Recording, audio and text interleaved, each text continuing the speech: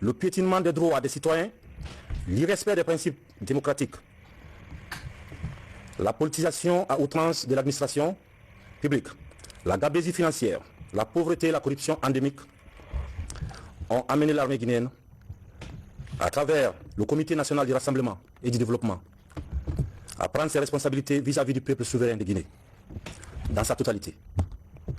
Nous avons décidé à partir de l'instant de dissoudre la Constitution, car nous allons réécrire une Constitution ensemble, cette fois-ci, toute la Guinée. Nous allons nous rassembler, les 4 régions, la diaspora, les Guinéens de l'étranger, tous ensemble ici, nous allons mener une concertation inclusive pour décider de l'avenir de ces pays. La personnalisation de la politique, de la vie politique est terminée. Nous n'allons plus confier la politique à un homme, nous allons confier au peuple. Nous venons uniquement pour ça, qui est le devoir d'un soldat, de sauver le pays. La seule chose qui nous anime, c'est ça. Nous allons mettre en place un système qui n'existe pas. Et ce système, il faut qu'on le fasse tous ensemble. Il y a eu beaucoup de morts pour rien, beaucoup de blessés, beaucoup de larmes.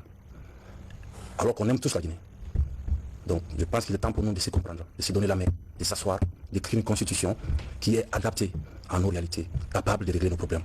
Parce que si vous voyez l'état de nos routes, si vous voyez l'état de nos hôpitaux, vous vous rendez compte qu'après 62 ans, qu'il est temps pour nous de se réveiller. Il faut qu'on se réveille et qu'on se donne la main et qu'on apprend à s'aimer encore comme on avait l'habitude depuis. Donc nous appelons nos frères d'armes, des unités de toute la République, de se mettre du côté du peuple, cette fois-ci, pour une bonne fois, d'aider le peuple guinéen à sortir de ça, parce qu'on a besoin de sortir de cette ornière-là. Nous invitons également chacun en ce qui le concerne de rester dans ces casernes et continuer les activités régaliennes. C'est quoi? C'est protéger la population, nos frontières. C'est le combat qu'on doit continuer. Nous allons engager une concertation nationale pour ouvrir une transition inclusive et apaisée. Plus personne ne doit mourir pour rien. Les Guinéens ne doivent plus mourir pour la politique, parce que nous avons mis la politique en devant et oublié aussi ce qui nous sont. Nous allons travailler ensemble avec tous nos partenaires, bi- et multilatéraux. Aussi rassurer le respect des engagements vis-à-vis des organisations internationales. Le Guinéen respecte sa parole. C'est ça la dignité. L'harmonie entre le dire et le faire. Et qu'est-ce qu'il disait, Jerry Rawlings? Il dit que si le peuple est écrasé par ses élites, il revient à l'armée de rendre au peuple sa liberté. Car nous venons tous du peuple de Guinée. Je vous remercie, peuple vaillant de Guinée. Je sais qu'on est capable de prendre notre destin en main. Et nos anciens qui sont morts, ils pourront être fiers de nous. J'espère que cette fois-ci, nous allons arrêter de se battre pour rien. Car la Guinée, elle est belle.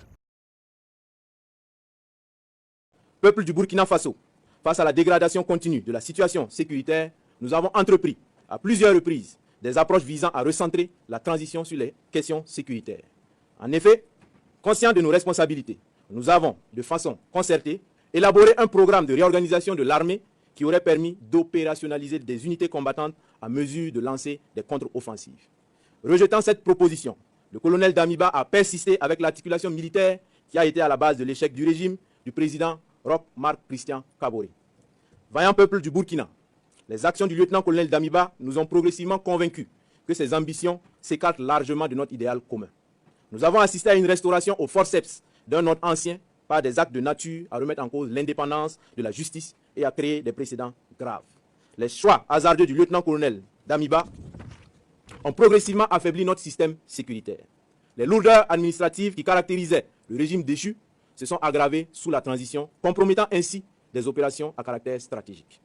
Au regard de toutes ces dérives, nous avons décidé ce jour 30 septembre 2022 de déchoir le lieutenant-colonel Damiba du pouvoir d'État afin de poursuivre notre idéal commun avec l'ensemble du peuple burkinabé, à savoir la restauration de la sécurité et l'intégrité de notre territoire. Chers concitoyennes et concitoyens, conscients de notre responsabilité historique, le MPSR engage par la présente l'ensemble des forces combattantes à se recentrer sur la question sécuritaire et au rétablissement de l'intégrité de notre territoire. La prise du pouvoir en ce moment traduit la ferme volonté du MPSR à une inclusion de toutes les couches sociales du Faso, sans distinction aucune dans la suite de la transition et dans notre lutte commune. Le MPSR rassure la communauté internationale que le Burkina Faso continuera de respecter ses engagements internationaux, notamment les droits humains. Nous invitons les vaillantes populations du Burkina Faso à vaquer à leurs occupations dans la tranquillité. Vive le Burkina Faso, la patrie ou la mort, nous vaincrons. Fait à Ouagadougou, le 30 septembre 2022, pour le MPSR, capitaine Traoré Ibrahim. Communiqué numéro 03. Peuple du Burkina Faso, concitoyens, peuple combattant. Le MPSR porte à la connaissance de l'opinion nationale et internationale ce qui suit. 1. La Constitution est suspendue. 2. La charte de la transition est dissoute. 3. Le gouvernement est dissous. 4. L'Assemblée législative de transition est dissoute. 5. Les frontières terrestres et aériennes sont fermées pour compter du 30 septembre 2022 à 00h et ce jusqu'à nouvel ordre. 6. Un couvre-feu est instauré de 21h à 05h. 7. Toute activité politique est suspendue. 8. Toute activité des organisations de la société civile est suspendue. 9. Les forces vives de la nation seront convoquées incessamment à l'effet d'adopter une nouvelle charte de la transition et de désigner un nouveau président du Faso, civil ou militaire. Fait à Ouagadougou le 30 septembre 2022, signé le capitaine Traoré Ibrahim. Officiers, sous-officiers, militaires du rang, mesdames et messieurs, en vos rangs, titres et qualités respectifs, tout protocole observé, distingués invités. Avant de rentrer dans le but du sujet, je voudrais rendre un hommage aux vies des nombreux Guinéens qui nous ont été arrachés ces derniers temps. Je vous demande de bien vouloir vous lever et observer une minute de silence en leur mémoire.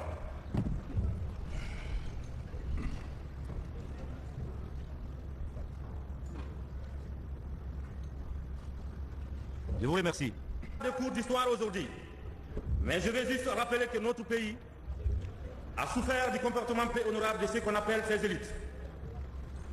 Nous nous sommes retrouvés dans une situation d'injustice, de corruption, de clientélisme, le népotisme, la privation des libertés individuelles et le collectif étaient monnaie courante. Le mal le plus profond aujourd'hui est la méfiance des citoyens observée envers les autres. Les politiques ont fragilisé le tissu social pour éviter que le pays ne tombe dans le gouffre.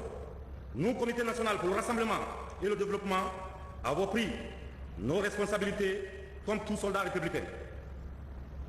Nous voulons placer la transition qui s'ouvre sous le signe de l'espérance et d'une Guinée nouvelle, réconciliée avec elle-même, avec tous les fils du pays. Cela sera possible avec la collaboration et l'aide de tous.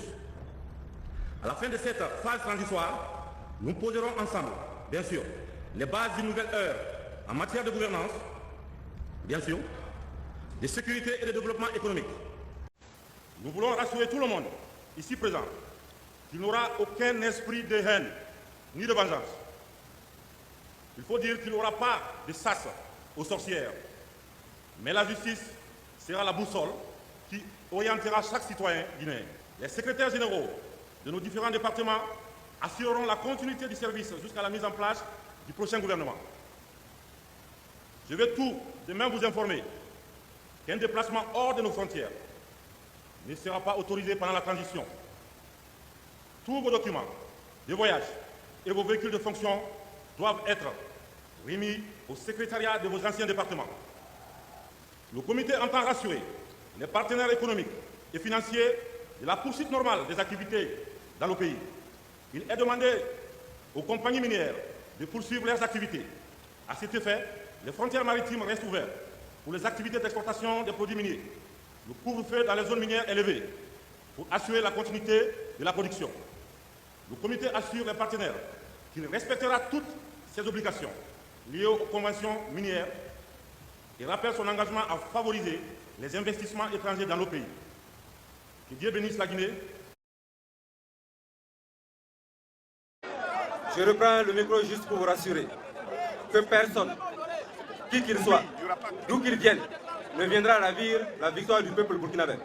La lutte a duré des jours, des semaines, des mois sur cette même place de la révolution et le pouvoir va rester entre les mains du peuple. Je vous le rassure et nous allons y veiller par tous les moyens. Ceux qui sont encore tapis dans l'ombre, en train de fomenter des projets lugubres, je les mets en garde. Laissez le peuple jouir de sa victoire. Laissez le peuple jouir de sa victoire, car le peuple a arraché sa victoire seul. Je vous remercie. Cette rencontre républicaine.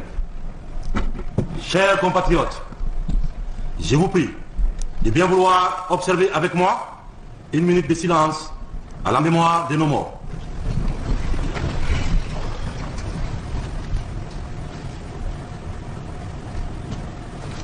Je vous remercie.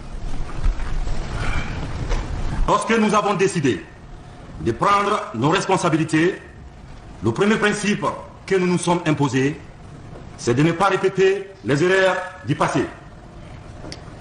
C'est toujours dans cette logique que nous avons décidé d'inclure toutes les forces vives de la nation dans une démarche inclusive, afin que toutes les décisions qui doivent régir cette nouvelle ère soient prises de façon inclusive et participative.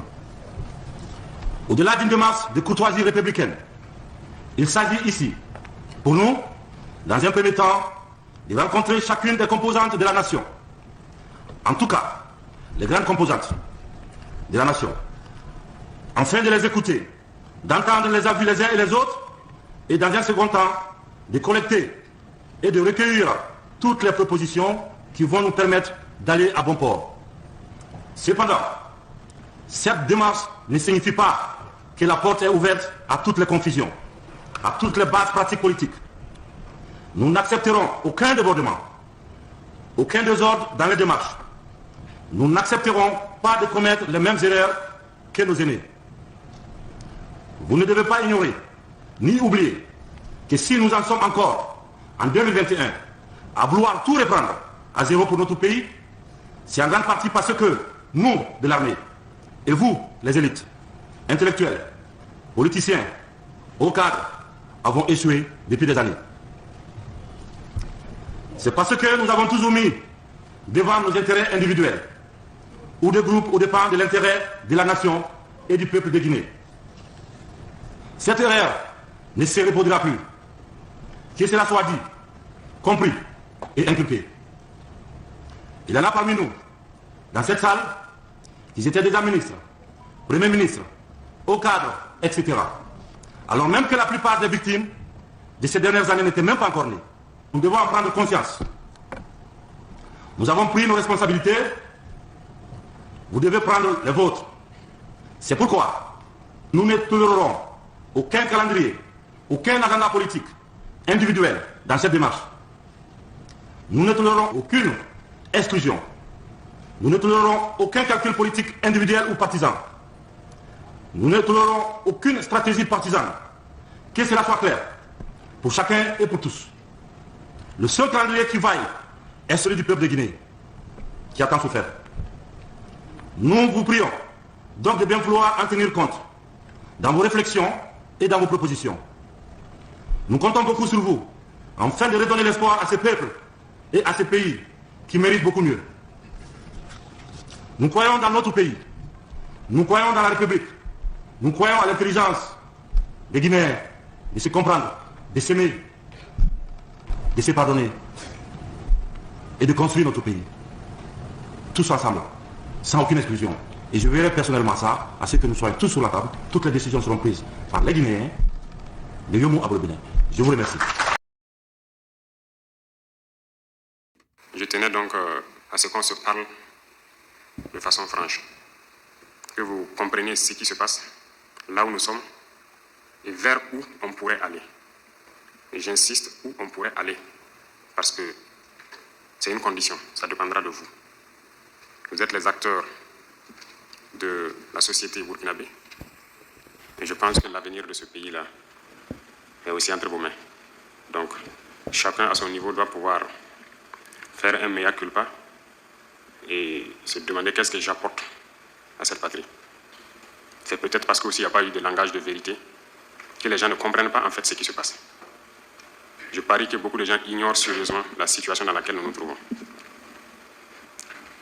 Nous sommes à Ouagadougou, très souvent, à Bobo-Dioulasso, en tout cas dans les grandes villes. Et la vie est tout autre. Mais hors de ces villes, vous n'imaginez même pas ce qui se passe. Est-ce que tout le monde est conscient que le territoire est presque perdu? En tant que militaires, nous reconnaissons notre responsabilité. Mais qu'est-ce qui a amené l'armée à être comme ça? C'est ça aussi la question qu'il faut se poser. Parce qu'elle a été politisée. Elle a quitté même son fondement. Il faut avoir le courage de se le dire. L'armée a été infiltrée. Et chacun agit en fonction donc de certains bords politiques. Nous observons depuis très longtemps. Nous combattons et nous observons. Et à un moment donné, on a eu espoir que ça va cesser, notamment avec les événements du 24. Mais ça n'a pas cessé. Et ça continue. Ces événements du 30 sont arrivés. Je vais vous dire ce soir où est-ce que nous en sommes, où est-ce que nous partons. Et chacun serait libre, à partir de cet instant, de son action future, soit pour la patrie ou contre la patrie. De toute façon, nous sommes tous dans ce pays. Et vous comprendrez avec la présentation que personne ne va pouvoir quitter. Déjà, entre Bobo et Ouaga, ça devient difficile. Quand la route sera coupée, que peut-être certaines personnes vont prendre conscience. Parce que ce n'est pas permis à tout le monde de prendre l'avion entre Bobo et Ouaga. Si c'est ce pays que nous voulons, eh bien, allons-y. Souvent, je me pose la question, est-ce qu'on se demande d'où vient le terrorisme? Pourquoi le terrorisme? Tout n'est pas terrorisme. Nous avons contribué, quand je dis nous, c'est la société, contribué à ce que cette situation arrive. Mais j'ai marché à travers une partie du Sahel. Je ne dis pas rouler, marcher à pied à travers le Sahel. Donc j'ai pris le soin de bien voir ce que c'est que le Sahel. Et je ne suis pas sûr qu'ici vous l'avez fait. J'ai marché de Gorom, passant par Oursi, aller à Déou, Tinakov, Tinasan, revenir sur Marcoy. Cette partie, on l'a fait. On a vu comment les gens vivent là-bas. Et on l'a fait, ça vaut 10 ans de cela. Et c'était prévisible que cette situation va arriver. Ça veut dire que c'est nous qui avons créé cette situation, la gouvernance. Il faut qu'on se dise cette vérité. On a tout fait pour abandonner certains peuples à cause de nos intérêts égoïstes. On ne pense qu'à nous. Comme jusqu'aujourd'hui, on voit les gens meurent ailleurs, mais à Ouagadougou, on fait la fête. On n'a aucune pitié pour l'autre. J'ai marché à travers ces zones, je les vois trimballer des bidons, marcher des kilomètres pour aller chercher l'eau. Je les ai vus en train de marcher des kilomètres pour trouver l'eau pour le bétail, et le bétail qui meurt en cours de route. Il n'y a pas de route là-bas. Il n'y a pas de route. Comment même un camion même pourrait arriver là-bas, ne serait-ce qu'avec un peu de tourteau pour que les animaux puissent manger? Il n'y a rien là-bas. Qu'avons-nous construit là-bas? Qu'avons-nous fait là-bas? Quel projet de développement avons-nous envoyé là-bas? Est-ce qu'on s'occupe même de leur vie? Rien que simple eau. Qu'avons-nous fait de sérieux dans ces zones? C'est la question qu'il faut se poser.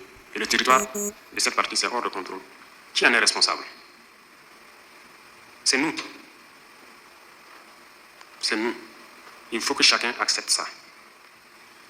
Nous avons toujours le slogan que c'est un pays pauvre. Vous êtes bien conscient que le pays n'est pas pauvre. C'est parce qu'on est méchant. On est sérieusement méchants entre nous. Les jeunes n'ont rien à faire. On a des terres cultivables. On a de l'eau. Comment on peut ne pas vouloir faire quelque chose pour eux? J'ai vécu à Djibo, avant même le début de la crise. J'ai échangé avec les jeunes de Djibo. La seule route Kongoussi-Djibo, les camions ne viennent plus parce que les ponts datent des années 50 et les camions tombaient. Donc les camions ont décidé de ne plus venir. Ils produisent, en allant à Nassongo à Bourou, ils produisent la tomate, ils produisent beaucoup de choses. Tout pourri. Ils n'arrivent pas à vendre. Leur marché de bétail, vous quittez Djibo jusqu'à Pétékoli. Ils sont là avec leur bétail, ils n'arrivent pas à vendre. Mais vous voulez qu'ils fassent quoi, les jeunes? J'ai écrit un rapport en son temps pour qu'on puisse au moins se réparer cette route. La guerre n'était pas là. Personne ne viendra me dire le contraire. J'étais à Djibo, j'ai vécu là-bas. On n'a rien fait. Rien. Qui en est responsable? Il faut que chacun fasse son introspection et se rende que nous sommes les coupables de cette situation. J'ai fait l'Est. Aujourd'hui, on parle de Mansilla, de Tankwalou et autres. Je vous le répète encore, qui est responsable? Quand un seul fleuve, la Sirba, empêche que quelqu'un quitte Mansilla vers l'arrière en saison pluvieuse. Pendant combien d'années? On n'a jamais pu faire un seul pont sur la Sirba pour les permettre de communiquer avec le Burkina. Prenez la carte, vous regardez, cette zone est encerclée par un fleuve, la Sirba. Qu'avons-nous fait? Du côté de Tankwalou, j'ai écrit encore un rapport que j'ai remis au haut-commissaire quand j'étais là-bas. Pour que les gens fassent pardon pour faire ne serait-ce qu'un pont entre Tankwalou et le reste.